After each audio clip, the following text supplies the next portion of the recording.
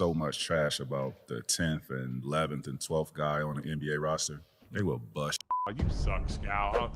I'll beat you. I'm like, listen, I may suck for an NBA player, but I don't suck compared to you. You suck compared to me. I was into showing the difference between N1 and the league. I was into that. Warm up vid. I don't know, you probably kind of look down on yeah, YouTube. We just train professionals. You know, we play basketball on days that we don't want to play basketball. Rob Coleman. Oh, okay, I know him. Yeah, he's sad. NBA players look down on YouTubers, and that makes sense. Not all of them. If you've actually been keeping up, you know that not all YouTube of them. hoopers are not built the same. Not all of them. Easy Money Sniper don't. Kyrie don't. Michael Beasley don't. Lance Stevenson don't. Lou Will don't. Dwayne Wade don't. A lot of them don't. There are levels to the game of basketball. In fact, there are 6. Level 1. Trash. Welcome to basketball hell. These are the guys you want to avoid at all costs. They can't shoot, they can't dribble, they can't defend, and worst of all, they got negative basketball IQ.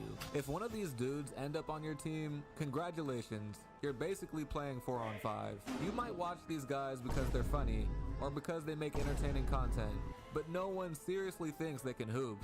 Like, imagine you need one more guy to play 5s, and Gio Wise shows up. I would rather just not play than deal with this.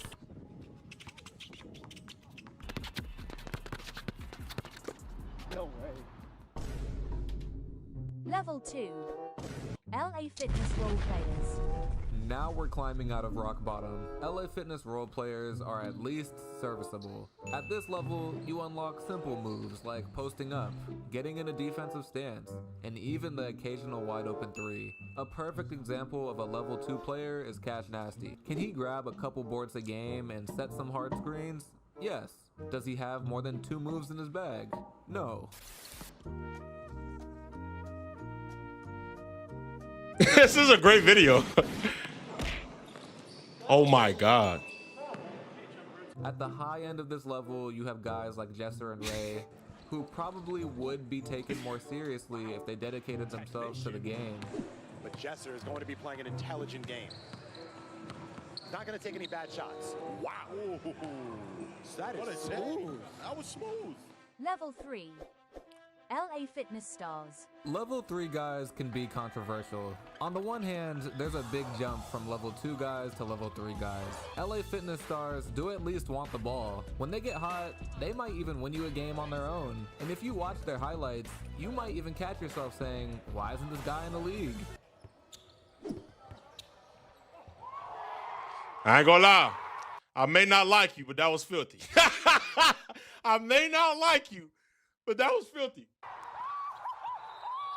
But here's the truth. LA Fitness stars are the tank commanders of YouTube basketball. Sure, their highlights look great, but they'd only ever star on a losing team. Ooh. You think anyone has ever said, man, I really want Hezigod on my team? Of course not. It's because all he really cares about is getting a clip. He doesn't pass, he doesn't defend, and when things don't go his way, he tries to fight a ref. God.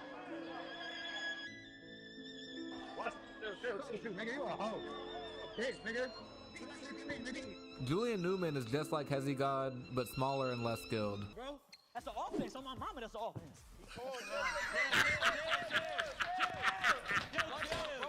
Chris White is just like Julian Newman, except bigger and fatter. Ow! With all that being said, LA Fitness stars are much better at basketball than a casual hooper. Just don't get it twisted, they aren't top tier. Level 4.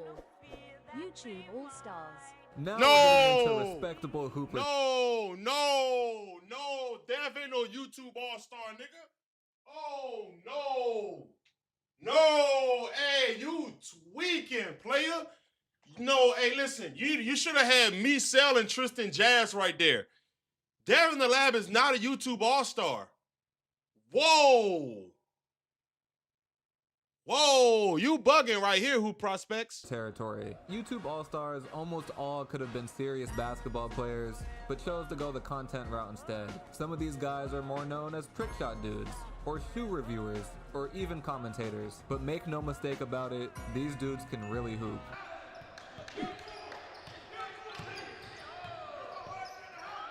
I felt so good that day. They better not ever bring teams back. And they better not ever bring teams like a squad. Boy.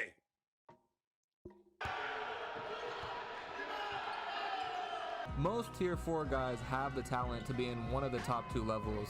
They can create for themselves, they can play a role if necessary, and they don't bring team morale down like LA Fitness. I fucking love Jay Jones, dog. Bro, the Jay Jones hoop era,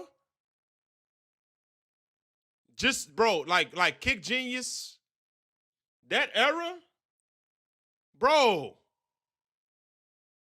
Stars do. Really, the thing stopping YouTube All-Stars from being higher up on this list is that they're perfectly content with just being content creators. I think who prospects, I completely agree with you.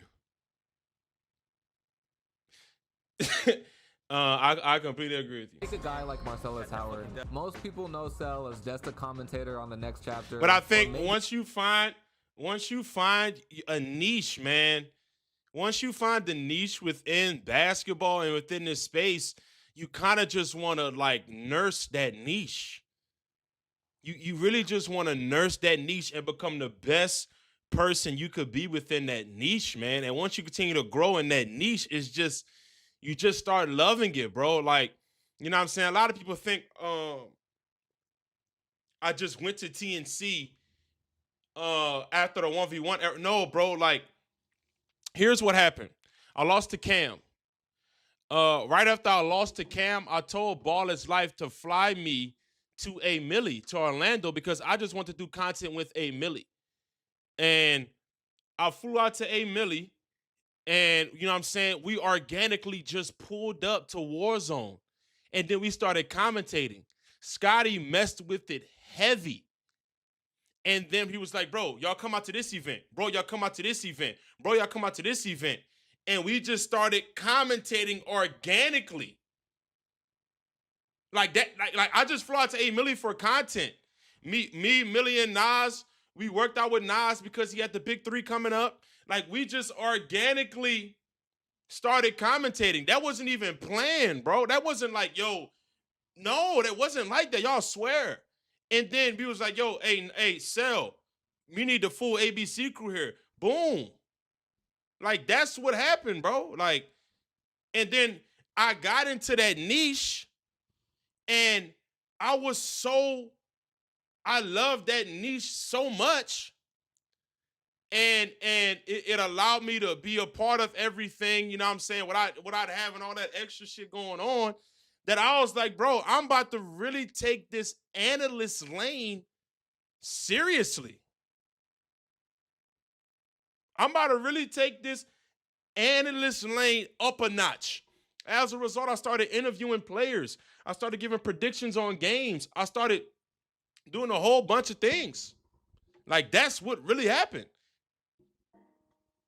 Even as just another basketball skit guy. But real ones know, Cell was the real deal.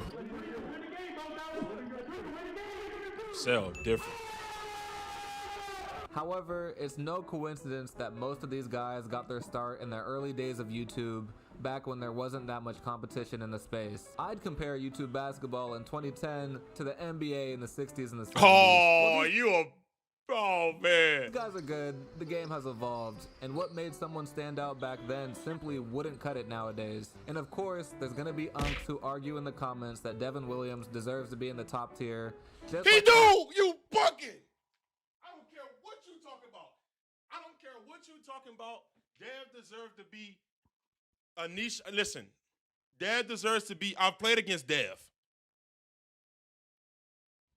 Old heads swear that Pete Maravich is the best point guard of all time, but I'm just not convinced.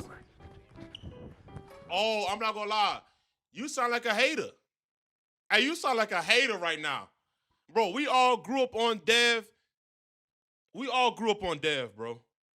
Stop the nonsense. If you're gonna put Frigga in this next tier, Dev better be in this next tier. Level 5.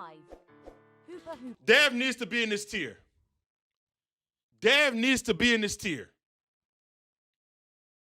Quit it.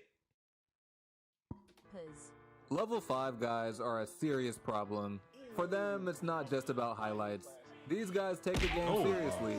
Almost all of them played college ball, and every time they step on the court, they truly believe they're the best player there. The difference between Hooper Hoopers and YouTube All-Stars is that they're battle tested. They've had to earn their spot in this list by beating out other hungry players. A Hooper Hooper would feel disrespected if they got labeled just merely a content creator. For them, basketball is their life. These guys are not afraid to admit they want to be the best. Take a guy like oh my God, bro, this Frigga era was filthy.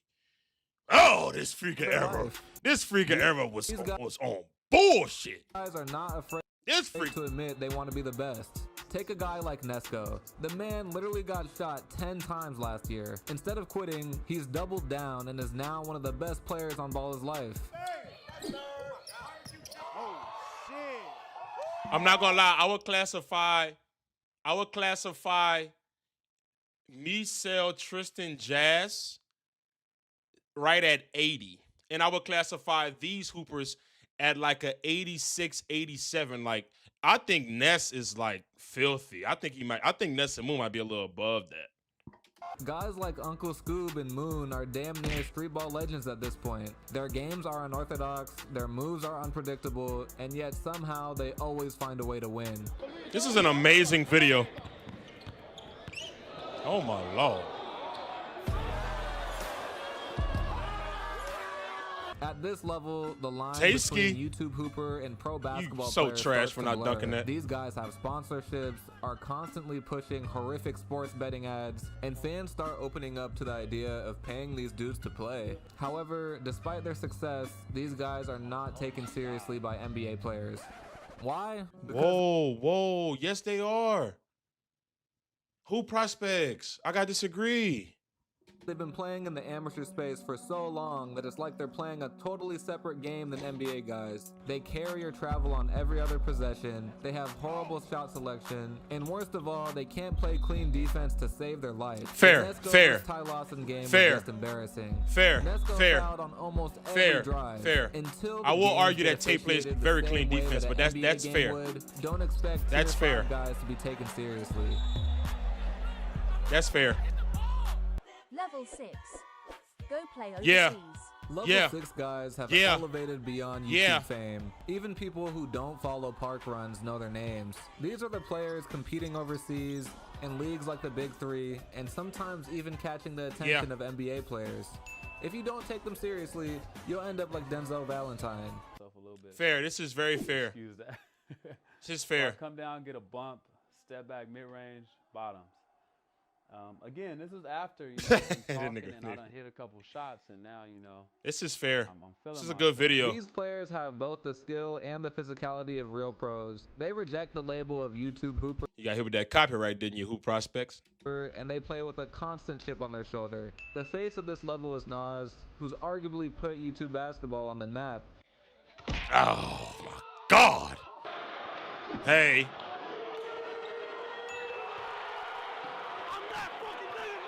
So yes, while YouTube guys are trash compared to NBA I wouldn't throw players, XRM. I wouldn't throw XRM as a YouTube guy though.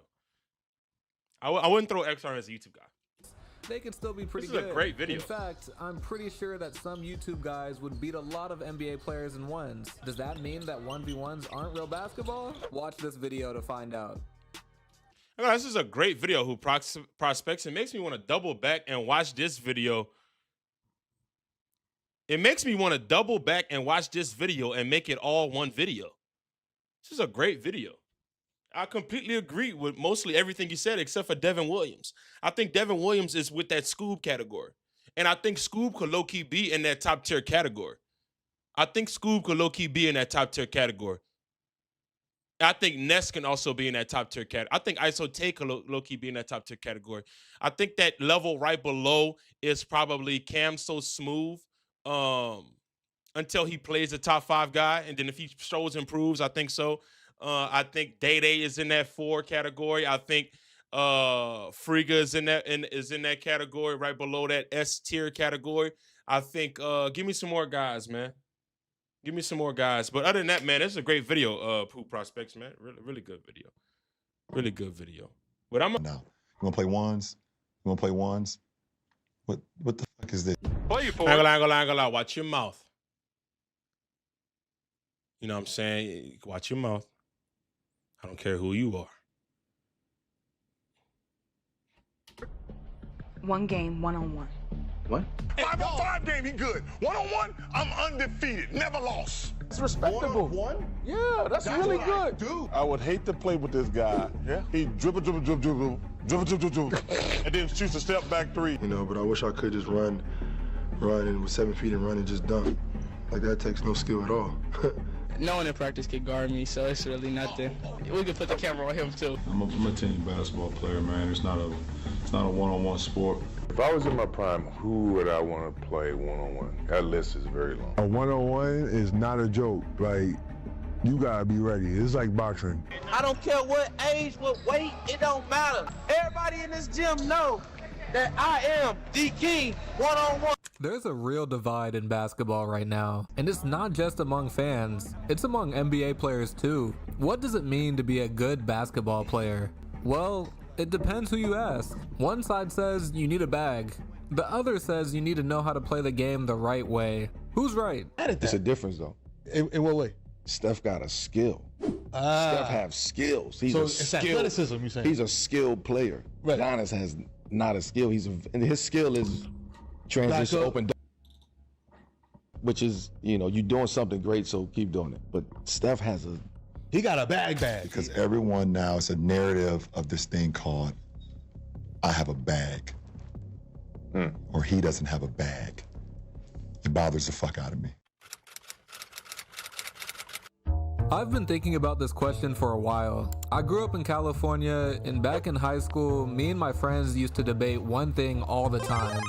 Who's the better player, DeMarcus Cousins or Draymond Green? Boogie. This is really a debate. Cool Prospects, man. I respect you. That's not a debate, bro. He was a monster. He's 7 feet tall, he could handle the ball, he had a jumper, a post game, he had the full package. The man averaged over 25 a game in his prime. I don't think anyone's arguing against that. I mean, look at Draymond. He's the definition of having no bag. The man lost a 3-point contest to Kevin Hart. There's no way that Draymond will lose this unless he does it on purpose. No way. He might beat this guy. He's not gonna beat him, man. Get out of here. Came back to earth. What's the score? He got it. But here's the thing, it's hard to argue that Draymond hasn't had the better NBA career. He has 4 rings, a Defensive Player of the Year award, and his better career don't mean better player. He's one of the smartest passers we've seen at his position. Many say he's the heart of the Warriors dynasty. Not Steph, not Clay, Draymond. So, what actually makes someone a better basketball player? What do you remember about that time? And in that story, you smoked him. Who beat you in one-on-one if it ever happened in practice? No, I'm not trying to beat him, but that's what I do. You know what I mean? I think the reason for this divide is simple. Not everyone gets to be Kobe. That star player on your high school team, if he's really fucking good, he might get to be a 3-and-D guy in college. That's the ceiling for most hoopers. Even Draymond Green, he was that guy at Michigan State. He led the team in scoring and generally had the green light to shoot whenever he wanted. Then he got to Golden State and became a glue guy. He did that because that's what winning teams need. There's only 1 or 2 guys on a winning team who gets to show off their bag. Everyone else, you need to pass, cut, screen, go get the fucking rebound. You can't win championships playing ISO ball. If you don't believe me, listen to Kobe. James Harden, of course, crazy streak this season. What do you think of what he's doing right now? Well, I think I'm not a fan of in terms of winning championships. I don't think that style is ever going to win championships. Because listen, if you take one player, you put him at the top of the key, or you put him on the wing and you're running screen rolls, you're always in front of the defense. The defense can key on that, particularly in the playoffs. And that's easy to defend. This is why players like Andre Iguodala and Aaron Gordon are so important. These were guys averaging damn near 20 points a game, but they took a step back to play their role. And once they did, they won. But even with all that success, let's be honest, role players don't sell tickets. Kids don't grow up dreaming of being Derek Fisher. They want to be Kobe. I like it. Hey. Here he comes. Brian. Hey, R.I.P. Beats. Are you kidding me? R.I.P. Are you kidding me? Sometimes, I so killer. like D'Antoni says, that when Kobe does that, he speaks Italian. No matter how you frame it, most people would rather be Carmelo Anthony than Andre Iguodala. I still find myself pulling up old Melo. I'm not gonna lie to you. Who I'd rather be, what career I'd rather have is Iggy. But who I would rather be, you're right, I'd like to be Melo. Highlights just to watch poetry in motion. And let's be real, anyone who's ever hooped at a park before has played ones. Whether it's King of the Court, 21, or straight up one-on-one, it's how most of us learn to hoop. It's personal, it's prideful, it's part of the culture, and no matter how much LeBron hates it, 1v1 basketball is here to stay. Because one-on-one is meant to be a sacred act. That's how we describe it as pros, right? Since I was a kid, one-on-one has been a sacred act because you literally are going against somebody by yourself. There are guys that are not good. Listen, one of my dreams is to do a pod with some of these players that I know are intellectually like smart brothers. Kyrie Irving is a dream pod of mine.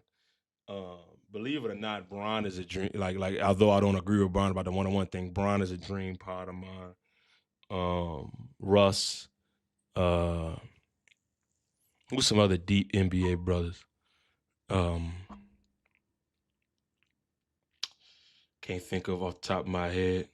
It's because it can't. Like I just saw Kyrie and thought about that. Drawn to the one-on-one because they don't think one-on-one is basketball, and then you have guys that are going to be drawn to the one-on-one game because this is how they grew up playing. I grew up playing one-on-one in my backyard. It's the hardest thing to do is to play defense and have offense. So, are 1v1s real basketball? That's not for me to decide. You tell me. Would you rather be LaMelo Ball or Tyrese Halliburton? Would you rather be DeMarcus Cousins or Draymond Green? Let me know in the comments below. Good video, Prospect. Good video, man. Great video. Hit the like button, subscribe. See you guys in the next one. Love y'all, man.